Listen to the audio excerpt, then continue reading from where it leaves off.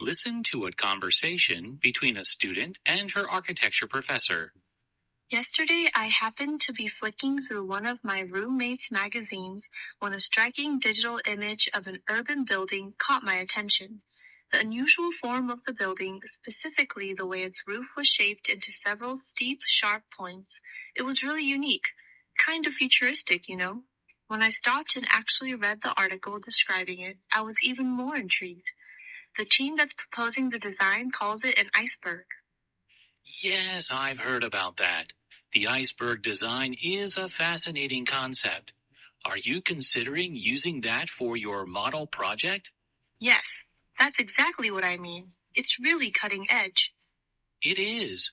What you're working with, essentially, is a building that really boils down to two components: a steel skeleton and also a flexible, high-tech plastic fabric that encases the steel skeleton.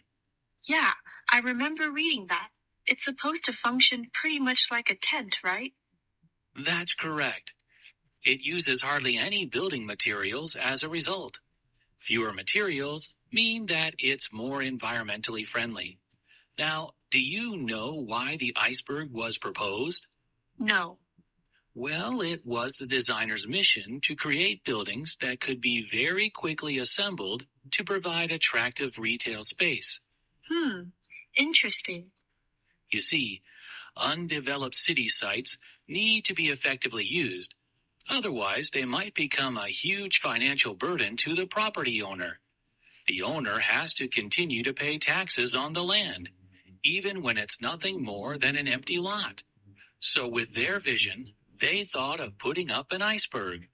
The property owner would rent out the space, and that would help generate income for the owner.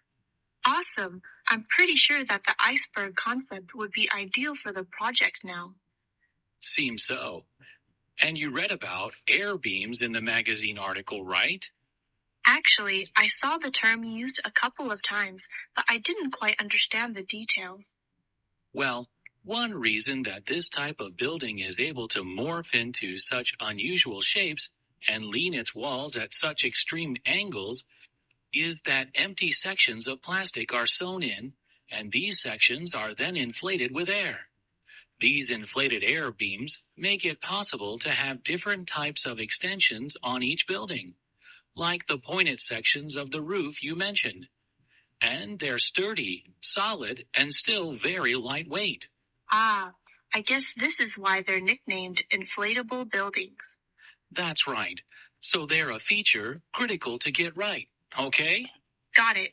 I'll make sure to get up to speed on that then. Great. Oh, by the way, before you head off, are you going to be able to join the group for the field trip to the Frank Lloyd Wright House? I have to submit the names to the dean. It's on the 20th, remember?